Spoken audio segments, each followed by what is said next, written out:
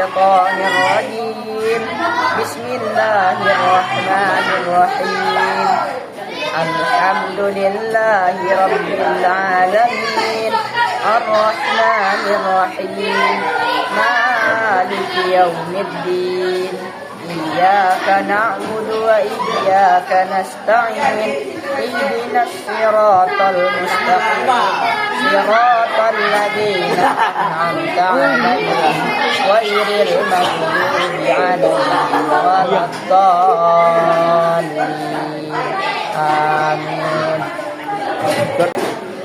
أعوذ بالله من الشيطان الرجيم بسم الله الرحمن الرحيم قل هو الله أحد الله الصمد لم يلد ولم يولد ولم يكن له كفوا أحد صدق الله العظيم. السلام عليكم ورحمة الله وبركاته. إن الحمد لله نحمده ونستعينه ونستغفره ونعوذ بالله من شرور أنفسنا ومن سيئات أعمالنا من يهد الله فلا مضل له ومن يضلل فلا هادي له أشهد أن لا إله إلا الله وأشهد أن محمدا عبده ورسوله صلى الله عليه وسلم لا نبي بعد أما بعد.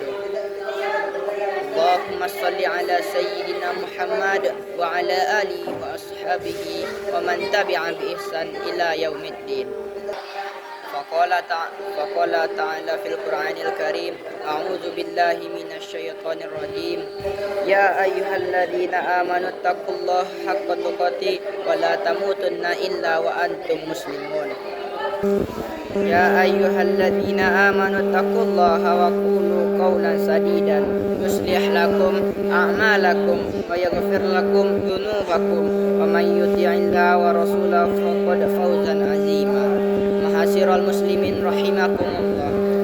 Marilah bersama-sama kita panjatkan puji syukur kita atas kehadirat Allah Subhanahu wa taala yang senantiasa memberikan berbagai macam kenikmatan kepada kita sehingga kita dapat berkumpul di masjid yang sama-sama kita cintai ini.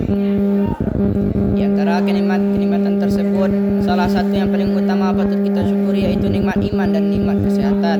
Karena dengan nikmat kedua itu kita dapat berkumpul di masjid yang sama-sama kita cintai ini untuk melaksanakan sholat Jumat berjamaah di masjid ini.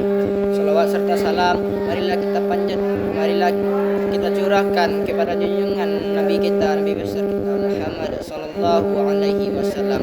Semoga kita senantiasa mendapat syafaatnya di akhirat kelak. Amin amin ya rabbal alamin. Pada kesempatan kali ini izinkan khatib berwasiat kepada diri khatib sendiri terkhususnya dan juga kepada para hadirin sekalian untuk meningkatkan ketakwaan kita terhadap Allah Subhanahu wa taala. Ma'asyiral muslimin rahimakumullah. Pada waktu yang singkat ini izinkanlah khatib menyampaikan judul khutbah khatib yang berjudul dengan sabar. Sabar dan solat adalah dua hal penting kunci menghadapi berbagai ujian dan untuk menggapai kebahagiaan dunia dan akhirat. Allah Subhanahu wa taala berfirman dalam Quran surat Al-Baqarah ayat 153 yang berbunyi A'udzu billahi minasyaitonir rajim. Bismillahirrahmanirrahim.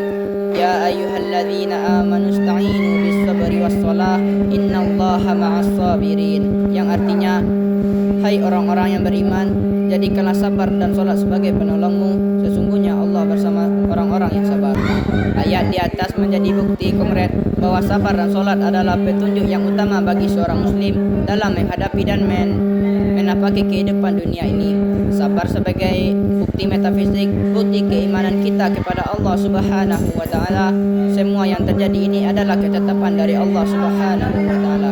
Tentu sabar yang dimaksud di sini adalah sabar yang aktif, sabar yang tidak hanya berdiam diri saja, tapi sabar yang terus diiringi dengan usaha atau ikhtiar. Misalnya pada saat kita diuji oleh Allah dengan rasa sakit, maka bentuk kesabaran kita adalah dengan berikhtiar untuk terus berobat dan kemudian diiringi diiringi dengan sikap untuk menerima ketetapan Allah tersebut. Adapun solat adalah bukti empirik, bukti nyata ketaan kita kepada Allah Subhanahu wa taala, serta bukti bahawa apapun yang menimpa kita baik berupa ujian maupun kebahagiaan, kita tidak boleh pernah meluapkan kewajiban kita untuk mengingat Allah Subhanahu wa taala. Masyarul muslimin, sidang Jumat rahimakumullah, selain posisi sabar dan solat sebagai dua hal penting dalam menghadapi ujian dan musibah dalam kehidupan, sabar dan solat juga memiliki dua fungsi utama. Pertama, sabar adalah kunci keberhasilan. Menurut Muhammad bin Saleh Al-Utsmain, Allah memerintahkan agar kita meminta pertolongan dalam setiap hal dengan bersabar. Karena jika seorang hamba bersabar dalam menghadapi setiap musibah atau ujian yang Allah berikan, niscaya masalah atau ujian yang dihadapinya akan menjadi ringan.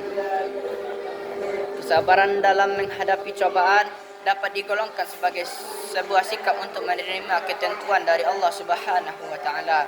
Sabar menunjukkan sikap bahwa seorang muslim tersebut ridha dengan ketetapan Allah Subhanahu wa taala. Bahkan Allah juga memberikan pujian yang tinggi kepada orang-orang yang sabar dalam menghadapi setiap kesulitan. Bahkan Allah Subhanahu wa taala menegaskan bahawa pahala orang-orang yang sabar tiada batasnya, karena memang sesungguhnya tidak ada batas kesabaran bagi seorang muslim. Masyarul muslimin, sidang Jumat rahimakumullah, salat juga memiliki kedudukan yang sangat agung di sisi Allah Subhanahu wa taala, karena ia adalah amal yang paling utama setelah iman. Barang siapa yang menjaga dan memelihara salatnya, sungguh ia telah menjaga agamanya, dan Allah akan selalu menjaga urusan-urusan dunianya. Sebaliknya, dan barang siapa yang melalaikan salatnya, maka ia telah melalaikan agamanya sendiri. Oleh sebab itu, jika menghadapi persoalan di kehidupan dunia, maka yang harus kita perbaiki adalah salat. Kita jika tidak mempunyai masalah di kantor, di rumah, bahkan di lingkungan sekitar kita, maka yang seharusnya kita perbaiki adalah salat kita. Dengan memperbaiki salat kita, maka Allah memperbaiki urusan-urusan kita. Semoga sabar dan salat ini bisa menjadi kekuatan motivasi kita untuk menepaki kehidupan dunia ini sesuai dengan arahan Allah Subhanahu wa taala dan Rasulullah sallallahu alaihi wasallam, sehingga orientasi bahagia dunia akhirat bisa kita raih. Amin amin ya rabbal alamin. Barakallahu li wa likum fil Qur'anil azim wa nafa'ati wa iyyakum bima fihi manil ayati wa dzakril hakim. Wa taqabbalullahi manni wa man minkum tilawatahu innahu was-sami'ul alim. Innal hamdalillah nahmaduhu wa nasta'inuhu wa nastaghfiruh wa na'udzu billahi min shururi anfusina wa min sayyiati a'malina. May yahdihillahu fala mudilla lahu wa may yudlil fala hadiya lahu. Asyhadu an la ilaha illallah wa asyhadu anna Muhammadan abduhu wa rasuluh sallallahu alaihi wasallam la nabiyya ba'da, amma ba'du. Ibadallah, usikum wa iyyakum bittaqwallah fattaqullaha haqqa tuqatih wa la tamutunna illa wa antum muslimun. Hadirin yang dirahmati oleh Allah Subhanahu wa taala, ada satu sikap yang dilarang oleh Allah Subhanahu wa taala untuk kita lakukan pada saat kita menghadapi musibah ataupun cobaan. Sikap itu adalah sikap untuk berandai-andai jika kita melakukan hal ini, maka hal ini tidak akan terjadi, karena sikap yang demikian itu akan membuka pintu setan untuk menggoda kita agar kita mengingkari ketetapan Allah Subhanahu wa taala. Sikap yang dianjurkan pada saat kita mendapatkan musibah adalah dengan mengembalikan ketetapan itu kepada Allah Subhanahu wa taala. Semoga kita selalu senantiasa diberikan kekuatan oleh Allah untuk menghadapi setiap musibah dan cobaan yang menimpa kita, dan kita digolongkan oleh Allah sebagai orang-orang yang sabar. Amin. Innallaha wa malaikatahu yusholluna 'alan nabi ya ayyuhalladzina amanu shallu 'alaihi wa sallimu taslima. Allahumma shalli 'ala Muhammad wa 'ala ali Muhammad kama shallaita 'ala sayyidina Ibrahim wa 'ala ali sayyidina Ibrahim wa barik 'ala sayyidina Muhammad wa 'ala ali sayyidina Muhammad kama barakta 'ala sayyidina Ibrahim wa 'ala ali sayyidina Ibrahim fil 'alamin innaka Hamidum Majid. Allahumma ighfir lil muslimina wal muslimat wal mu'minina wal mu'minat al ahya'i minhum wal amwat bi rahmatika ya arhamar rahimin. Allahumma inna na'udzubika min syururika